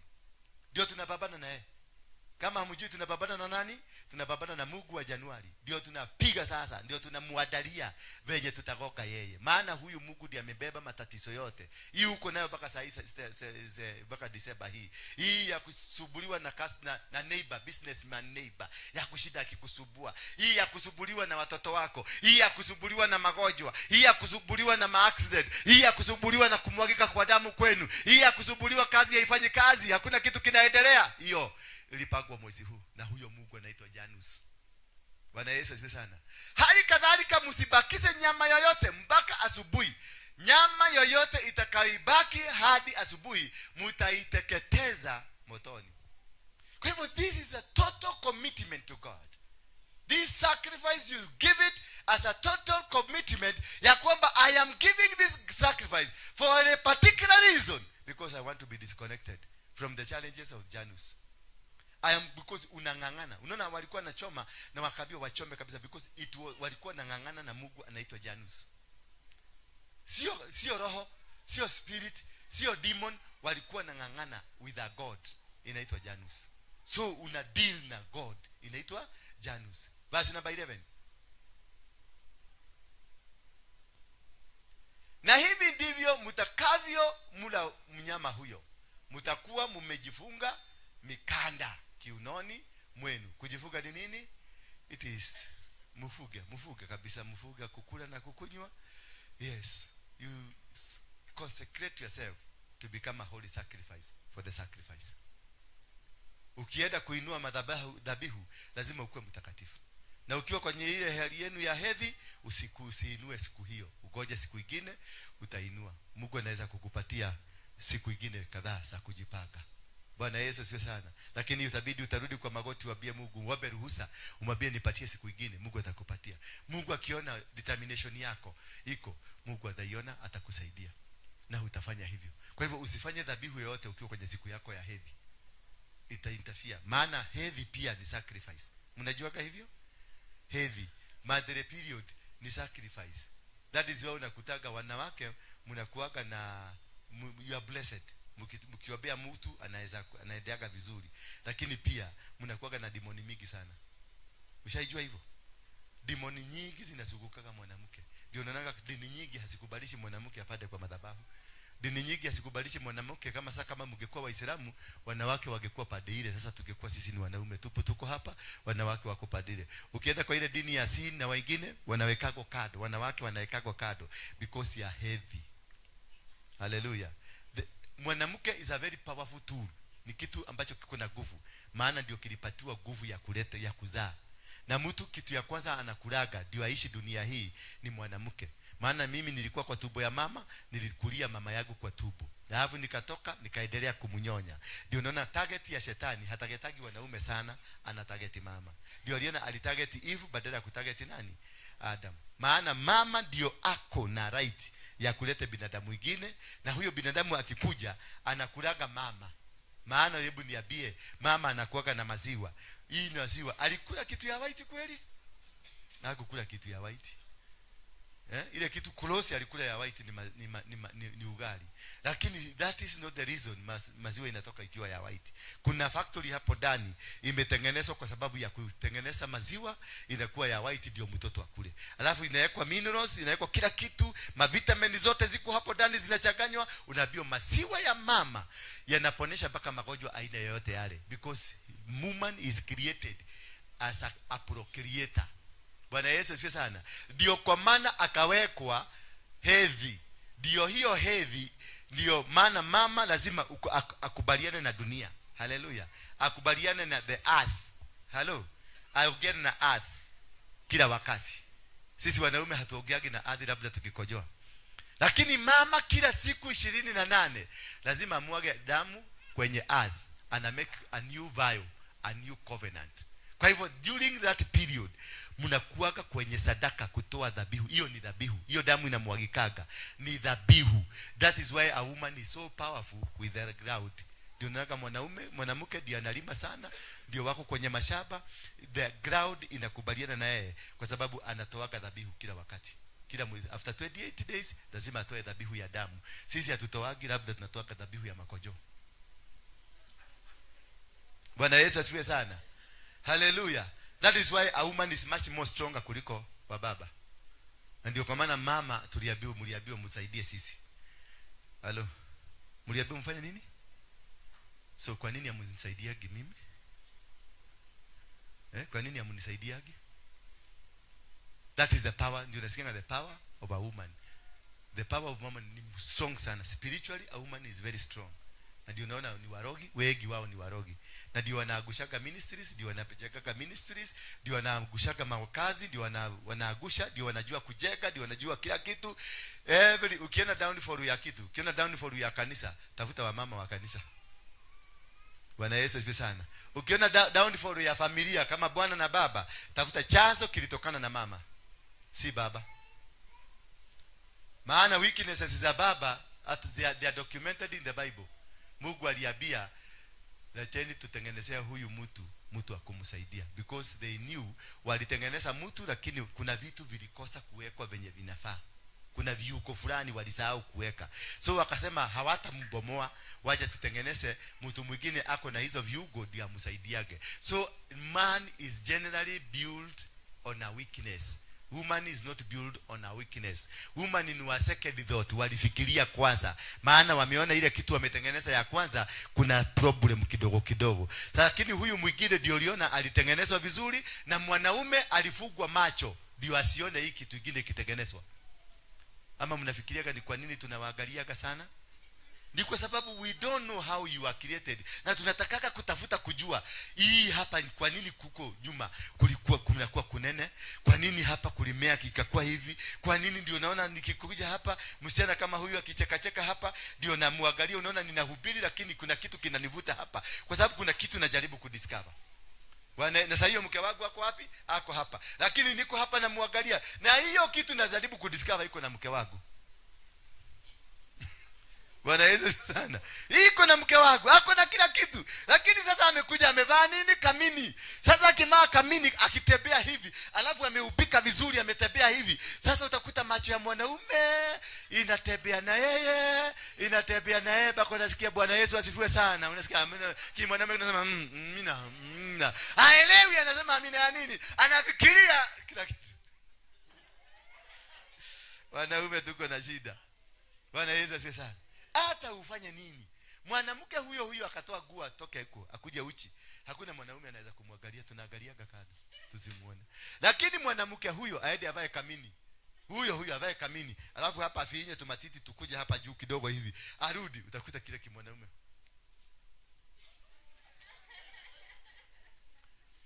Na unaona anaangalia mwanaume mwenzake kama anaona, unaona. Na ni yule mwanamke aliyekuwa uchi. Because men do not eat reality. Wanaume wanakulaga imagination. Bwana Yesu asifiwe sana. We eat imagination and we want imagination. Tufikirie ni nini iko ndani yako. Sasa mimi nataka kufikiria nikiuhia na netio kuwete. Sio wewe, sikutaki wewe, nataka imagination. Ile kitu najaribu kufigure out. That is why men wacheni kuwapiga. Ukimkuta mwanaume yako na shida fulani, ametoka nje amerukaruka, don't fight. Huyu tulitengenezwa kama tumelalishwa. Nyinyi mkitengenezwa tulikuwa tumelalishwa, tuliuliwa na Mungu, alituua ndio nyinyi mtengenezwe. So that is why we are always trying to discover what is in you, because we did see. I wish God would have created us tukiona mkitengenezwa. Hii shida haingekuwa. Hii shida yote ni ya Mungu. Ukiona mwanaume anatamania mwanamke huyu na anatamania, sasa ni kwa nini? Kwa nini wewe nimelala na wewe? Ni wewe ni bibi yangu, lakini utanikuta kwa huyu. Sasa unashindwa ni nini naenda kutafuta kwa huyu, na hizi vitu zote yako nayo huko nayo. Sasa unarudi kulaumu mwanaume kwa vitu kama hizo kweli? Don't. Uangalie uone wewe mwanaume ni mjinga. Na nikio mwaliambiwa na Biblia, romerera ike. Kelimbo yake. Acha kunipiga kwa sababu ulinipata na demu. Hapana, wewe jiulize, na ako na mimi na niko na nini, ni kwa nini? Toa ni kelimo. Nikimjinga tu. Endelea kunipenda zaidi ndio mimi nikuwe mjinga kwako. Haleluya. Nipende zaidi. Nikiingia nyumba unanihebelia, unanishika na nile babe. Habari ya job, umechoka sana. Alafu unanitoa koti, babe. Unaekelea koti pale. Alafu nakuta tu maji tu moto, babe. Unanitengeneza, mpaka unanitoa viatu vizuri na soksi vizuri, unaniita babe. Nimekuwa kimjinga kiako. Nitakuwa nikikuja saa 10. Ukinikuta kazini nasemaga my wife. Mimi wakati nilikuwa nikifensi hapo chini, my wife akanipigia simu, akaniambia nimkujie, na nilipokwenda hapo chini kuchukua kwa duka, my wife akanipigia simu, akaniambia nimkujie na Royco. Niliponunua Royco, my wife akanipigia simu. Unakuta kimwanaume kinasemaga my wife kwa sababu ulijua kukamata. Ukiona mwanaume ametoroka kutoka kwako, ulishindwa kukamata. Kamata mwanaume vizuri. Akile kelimo. Na hetoke kelimo. Hujapatiwa mtu mwerevu, mpatiwa mjinga. Na umeambiwa kana hii mjinga mahali maana wewe nimekupatia akili ya kuhandle. Ndio unaonaga mwanamke kutoka asubuhi akiamuka saa 11 anatengeneza kachai kamsee na tumayai, msee anaenda anaachwa sasa akipaga venye nguo zinaoshwa za msee. Kutoka hapo saa 6 ni kutayarisha laji ya msee. Msee akikuja anapatiwa kachakula. Kutoka hapo tena anaanza kazi nyingine ya msee. Yaani unakutaka 24/7 ninafikiria kama msee. Mimi nitafikiria kama kuna kitu nilisahau nyumbani. Ninaje ali? Niranyo nilake baada ya kwa hau. Hiyo ndio that's the time I will remember you. Ama the next time I remember you nikiingia kwa nyumba. Kwa hivyo Elizabeth sina ubaya. Na sisemi mtu afanye maneno mbaya, lakini ninajaribu kudissect mwanaume anakaaga namna gani and why are men behaving the way they are behaving. And ni kwa nini mmeshindwa kurectify? Bwana Yesu asifiwe sana. Ni kwa nini mmeshindwa? Yule amewahi kufaulu kuchange mwanaume akae venye unataka. Inua mkono wako juu. Arume ni nyamu ni kwali ya sharagia. Bwana Yesu asifiwe sana. You cannot be able to change a man. You need to condition yourself kutembea na yeye. Omohebelie mwede. Bwana Yesu asifiwe sana. Omohebelie. Na akiamuka akikuja late usiku, wacha kuambia house girl aende afungue mlango. Alafu ziende na stocking kwa kichwa na t-shirt kimekaa hivi, kimekaa oliokuruga mairio, mikimo t-shirt gikarete oro uguo. Ni mzee akiingia saa 10 usiku, saa 8 alikuwa ametoka kwa kabuni. Ametoka wapi? Ametoka kwa kilabu. Na kwa kilabu kuna tusichana tumevaa kaguo kamefika hapa. Kamsichana kametengenezwa mdomo iko hivi. Nywele imetengenezwa, nywele zimekaa hivi. Kasichana kametengenezeka huko, kanatembea hivi, kanaenda hivi, alafu kanakuja kanakalia mzee hivi. Mzee wako anakaliwa kwa batu, tunakaliwa kwa vizuri, unakaekelea sasa hapa. Unakaambia baby, kanakwambia sio kiokole, avu ingie kwa nyumba yako ukate mama amekaa kama nundu. Aika ta dudu nyoba hata kiura kia mugoda hata hakuongelesha anambia maid yende kesho nitakuja mapema siwezi joka jamani na kafakafako sengenge ni ng'ombe ukimwi ilaua na githirware mutoneke wekirite. Make yourself beautiful because you are a flower. Wewe ni mrembo, ni maua mazuri. Bwana Yesu asifiwe sana. There is no perfect man, you will never find one. Hata huyu anahubiri hapa anaitwa apostle. Huyu kwanza ndio jagiri kubwa. Bwana Yesu asifiwe sana. Kwani Yesu wamama walimsikia wangapi? Alikuwa na nani? Na Elizabeth. Alikuwa na Martha. Alikuwa na nani mwingine? Mary Magdalene. Na nani mwingine? Alikuwa mpaka wamama walifaulu kuondoa madisciple wote wakawekwa kando. Akakuwa anatembea na wao. Nani alikuwa wa kwanza kutangaza injili? Ni disciple ama ni mwanamke? Ni mwanamke ndiye alitakasa injili akasema Yesu amefufuka. Wanaume walienda wapi? Waliondolewa. Maana jamaa alikuja katulitua vizuri. Majamaa madri ya makimulia imani. Ndogethondeke kama muradi na kagetonywe. Mama anakuja anamwambia umechoka. Wanachafuta ile kakitu ile tunapepetaka. Yule mama akupepeta hapa hapo kafu. Ako wapi yule mama akupepeta? Alienda nyuma. Unakuta kule. Nini? Unapepeto vizuri. Bwana Yesu. Tengeneza wanaume wenu vizuri. Nikio mtigeto ndio maana mumeachwa. Maana kuna mahali nilienda, kuna siku nilikuwa nimetoroka hapa Kenya. Wakati Murugaru alisema niuliwe, nikatorokea hapa Tanzania. Nilipoenda Dar es Salaam pale panaitwa Muvijeni, tulienda nikakupatana na mama Musukuma. Mama Musukuma hawalalagi, maana kule kuna joto ni Dar es Salaam. Hawalalagi wakikupepeta vizuri ulale. Wewe ulale, yeye asilale. Hasa ukuje ukutane na mama Mkikuyu. Mwenye anakuambia je hau.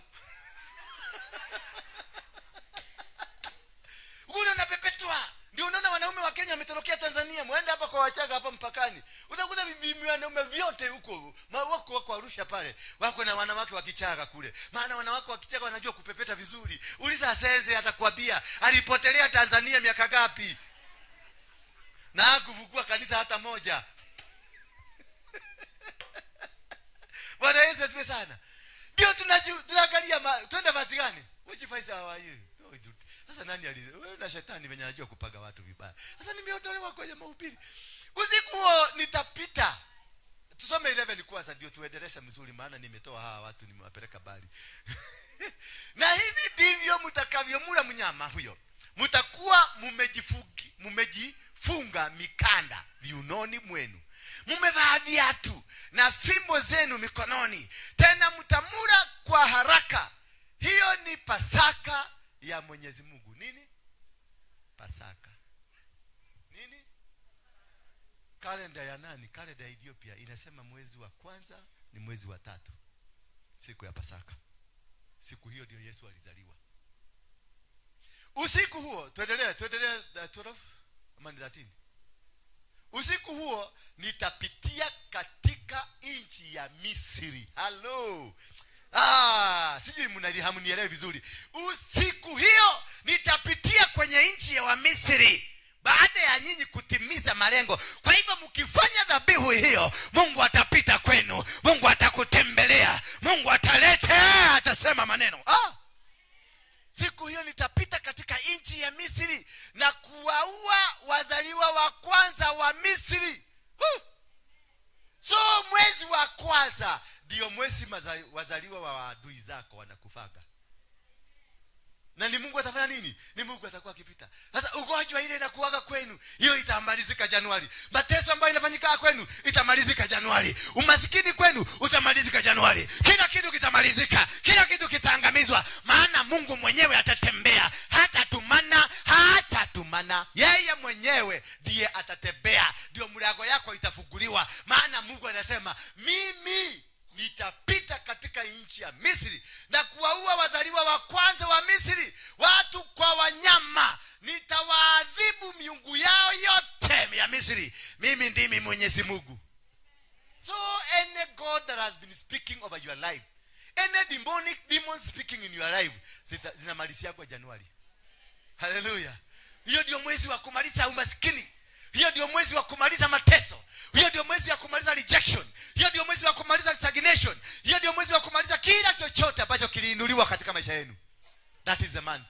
Maana ukitimiza malengo, ukitoa hiyo dhabihu na uitoe uzuri na venye umeambiwa hapa vizuri, that is the time God himself atajitokeza. Atakuja yeye mwenyewe. Hatatumana, he will not send angels. Atakuja yeye mwenyewe na atapita kwa maadui wako. Hakuji kwako, atapita kwa maadui wote akiwaangamiza, wanyama na watu atawaangamiza.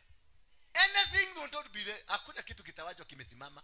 Hakuna nguvu yoyote itawachwa kama imesimama. Hakuna mpango wote utawachwa kama umesimama. Hakuna kitu chochote kitawachwa, maana mwezi wa Januari ndio mwezi wa kumaliziwa maadui. Mwezi wa Januari, sema maadui wanaondoka sasa. Maadui wataondoka. Janu ataenda. Miungu yoyote ya kishida, warogi, wachawi, waganga watasambaratika. Hii tumutu tumekuwa tukitusubua hapa. Si mnajua tumesuburiwa hapa hii miezi kadhaa. Januari itakuwa na mazishi kadhaa. Kwa sababu Mungu wetu atakuja. Tukifanya hiyo dhabihu hapa, Mungu wetu ataenda kuwatembelea. Na mimi ninaona tukienda. Yes. Kwa sababu ya nini? Mungu wetu tutakuwa tumemwactivate, atatupigania, atatushidania, ataweza. Na ndio atatuletea huyu ndiye alikuwa huyu ndiye alikuwa hivi ndiye alikuwa. Sasa watakuwa exposed, alafu akikuwa exposed anasema atawamaliza. Basi ile damu itakuwa ishara yenu ya kuonesha nyumba mtakao kuwa. Nami nitakapoiona hiyo damu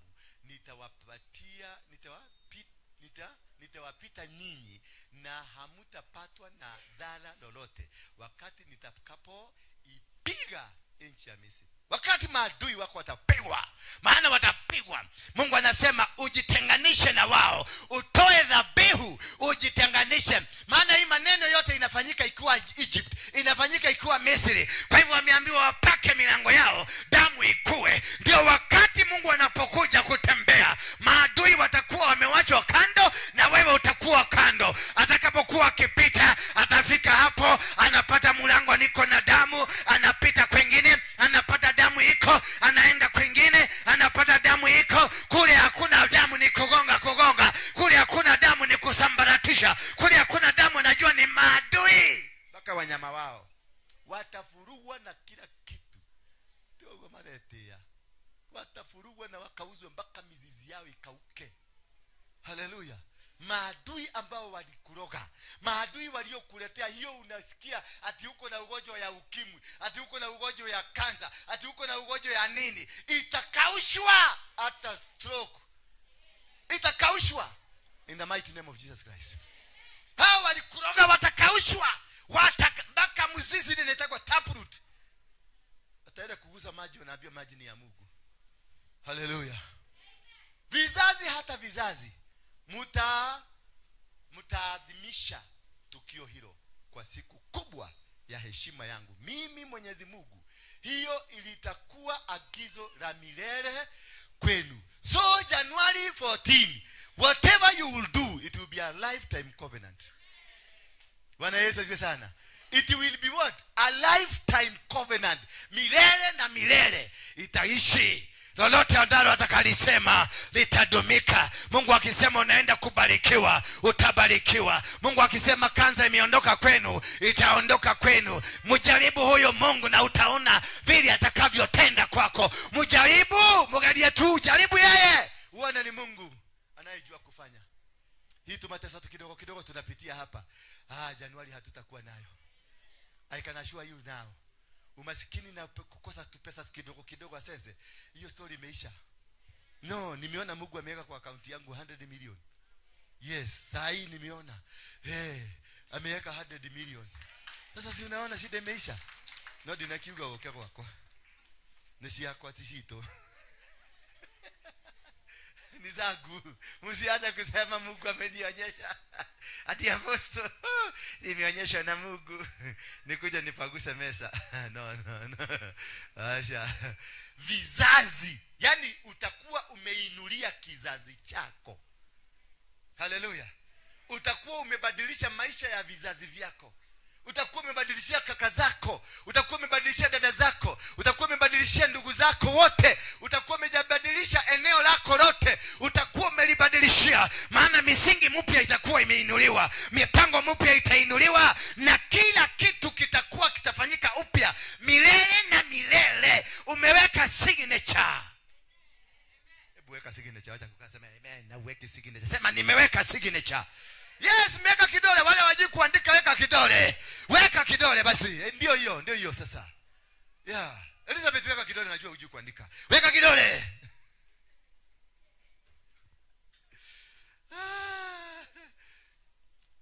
Tuko vazi gani? Mwenyezi Mungu akasema, kwa muda wa siku 7 mtakula mikate isiyotiwa chachu. Kwa hivyo after 14 tutaenda 7 days of fasting. After you've done that, to seal the deal, 7 days of fasting. Bwana Yesu asifiwe sana. Wewe ndio hotaka kuhiga. Leo ndio Daudi no ginyo hige. Ndio higa.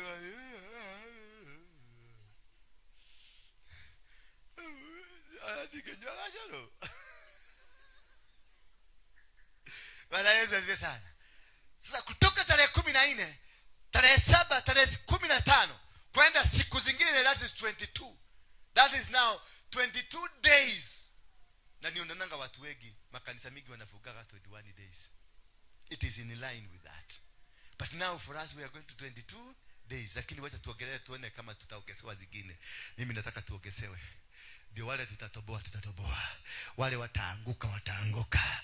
Wale watawachwa. Maana lazima nione maadui zangu wakishughulikiwa na Mungu personally, si malaika, Mungu personally. Aniyo nimeomba na nimekuwa nikiambia Mungu, I need a word from you that you will deal with them. I need a word from you that any disease in our family you are going to deal with it.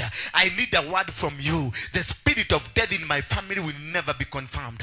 I need a word from you that my businesses will thrive. I need a word from you that my family, my children watanawiri. That's a word that you need to hear from God. Ukamsikilize Mungu akasema, maana this God is saying today something. This God is revealing himself to you. This God has a purpose. Ame purpose kutembea na wewe. Mwenyezi Mungu akasema, sasa umetoka kwa nini? Wacha wivu. Mudoyo wetu anile.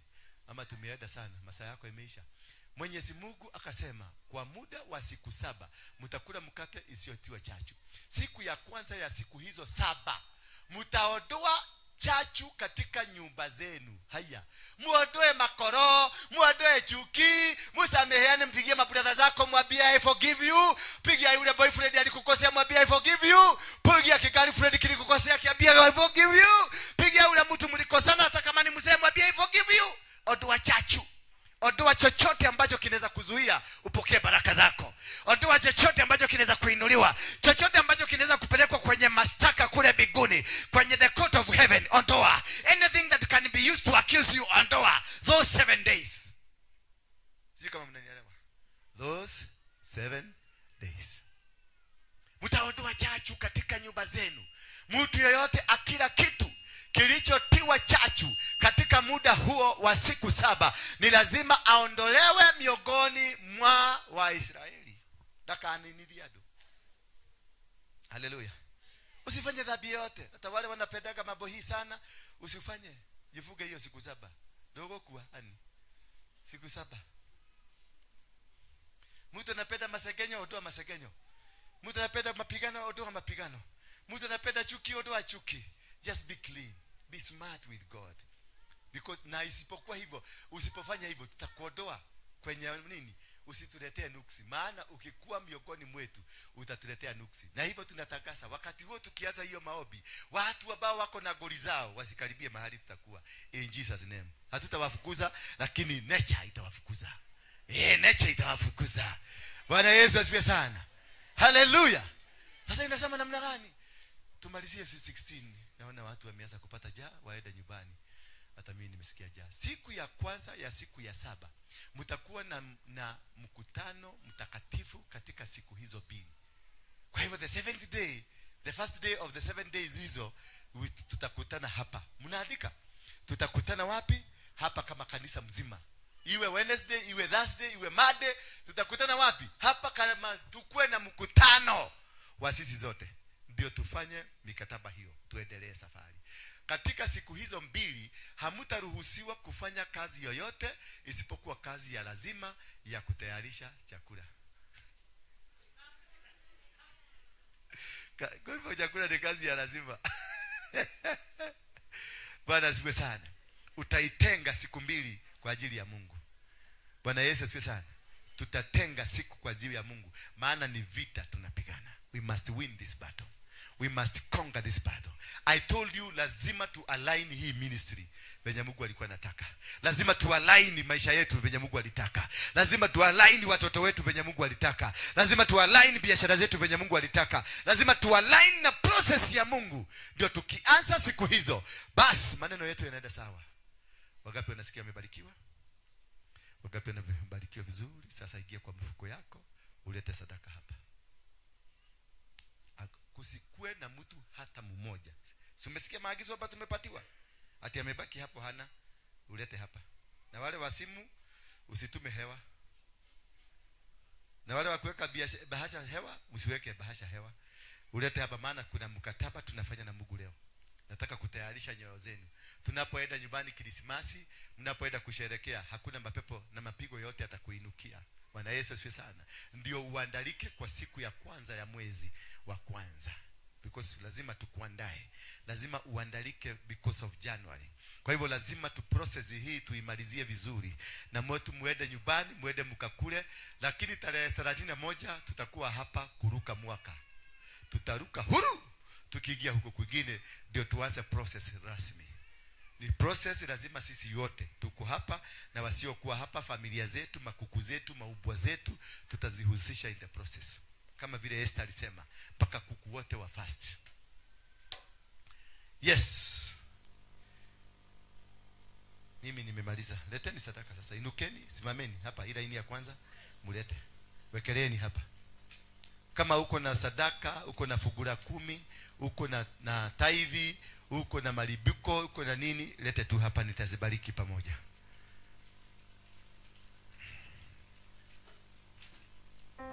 Kila mtu, hata kama ni peni moja, wekelea hapa. Wekelea yako hapo. Hata kama ni 1 shilling, ulete hapa. Kila mtu.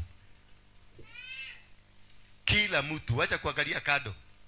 Wacha kuanza kuangalia kado kama kuna mtu anakuona. Mimi nakuona, niko hapa. kila mtu lazima tukue pamoja, na tumeambiwa kama hawatakuwa pamoja tutakufukuza kwenye kongamano hili. Kwa hivyo kila mtu, if you are here just come. Wale hawawezi kuamuka, sema muitishe mtu atakuja kukuchukulia hapo. Kila mtu, mpaka watoto, mpaka watoto.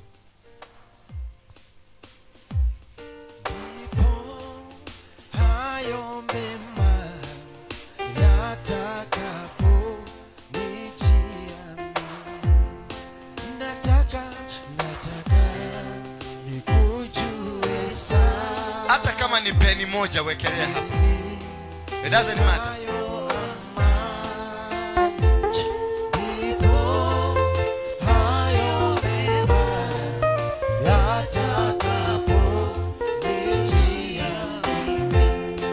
Nataka nikujue sana, ili ninayo amani. Ndipo hayo mema yatakapo nijia mimi. Oh, ninataka nikujue sana, nayo amani. Ndipo hayo mema yatakapo nijia mimi. Oh, ndipo hayo mema yatakapo nijia mimi. Na watoto wangu, ndipo hayo mema yatakapo nijia mimi. Kwa maisha yangu, ndipo hayo mema yatakapo nijia mimi. Simameni kwa miguu yenu. Kila mtu asimame, yule ana uwezo wa kusimama, lakini kama huna uwezo wa kusimama usisimame. Lakini kama uko na uwezo usimame. Inua mkono wako wa kulia juu, mkono mmoja wa kulia. Sema, Mwenyezi Mungu, nimesikia mafundisho yako. Nisaidie niweze kutimiza malengo hayo yote, na niweze kutimiza masharti yote. Sema amen. Baba, katika jina la Yesu Kristo ninaleta watoto wako hawa, pamoja na wale ambao wanatutazama kwenye runinga zao, walio German, walio Uingereza, walio Amerika, walio Australia, walio Canada, wote mahali popote, walio hapa nchini lakini wako kule nyumbani kwao. Wakumbuke kwa njia ya kipekee, wabariki na wainue, wabadilishie maisha yao. Ninawaweka wakfu siku hizi ambazo tumebakisha mwaka uishe. Jambo lolote shetani amelipanga juu yao naliondoa. Misingi yoyote ambayo inatengenezwa juu yao naondoa. Plani zote shetani amezipanga kuweza kuwaondoa kwenye mipango yako Mungu, zote ninaziondoa. Ninawaandikisha upya katika jina la Yesu Kristo, na wazingira kwa moto mtakatifu, na nguvu zozote za giza hazitawaona. Ninafunga macho ya maadui wao, nakata miguu ya maadui wao, nakata mikono ya maadui wao. Vinywa vya maadui havitawazungumzia, macho hayatawaona. Chochote ambacho shetani amekipanga kwa watoto hawa hakitafaulu katika jina la Yesu Kristo. Ninafunga geti zote za kuzimu, ninafunga madirisha ya kuzimu, nafunga milango ya kuzimu, nafunga njia na mikanda yote ile ya kuzimu juu ya watoto hawa. Hawawezi na hawataweza kudhulika kwa njia yote ile. Wataimba nyimbo za sifa, wataimba wakisema wewe ni Mungu. Wakienda kwenye safari hakuna accident itafanyika. Baba, ninakamata barabara zote, barabara ya Nakuru, barabara ya Mombasa, barabara ya Nyeri, barabara ya Kiambu, barabara ya Kajiado, na barabara zote mahali popote ziko ambazo zinapitika katika nchi zilizo katika himaya ya Kenya. Ninakamata, hakuna mtu ambaye atahusika kwenye accident.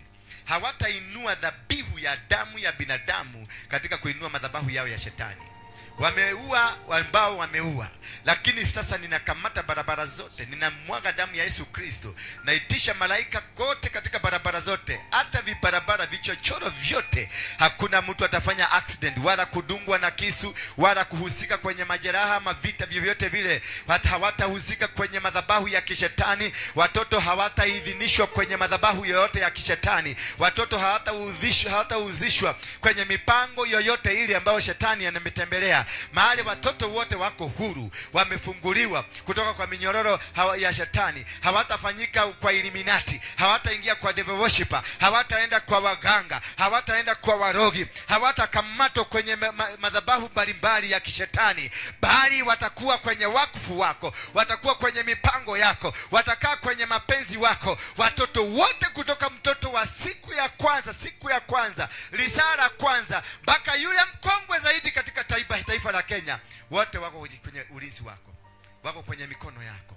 Na mali zao zote, wanyama wao, magari yao, manyumba zao, na mifugo yao na mimea yao, yote ninaiweka wakfu, ninaisingira kwa damu ya Yesu Kristo, kutoka kaskazini mpaka kusini, kutoka mashariki mpaka magharibi. Wale walio diaspora, walio Europe, walio German, walio Uingereza, wote watoto wa nyumba hii, watoto wa familia ya Wakenya, watoto wako Amerika, wako Australia, wako Canada, wako South Africa, wako Kenya, wako Afrika nzima, mahali popote walipo, Baba ukaweze kuwakumbuka.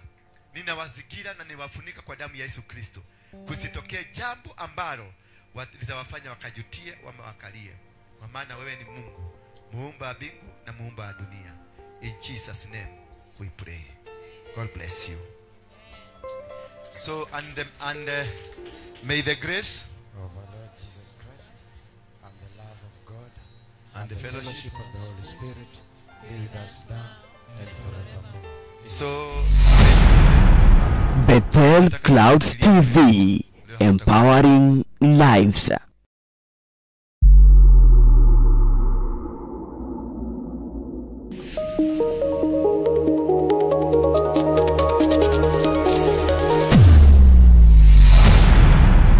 Bethel Clouds TV, empowering lives.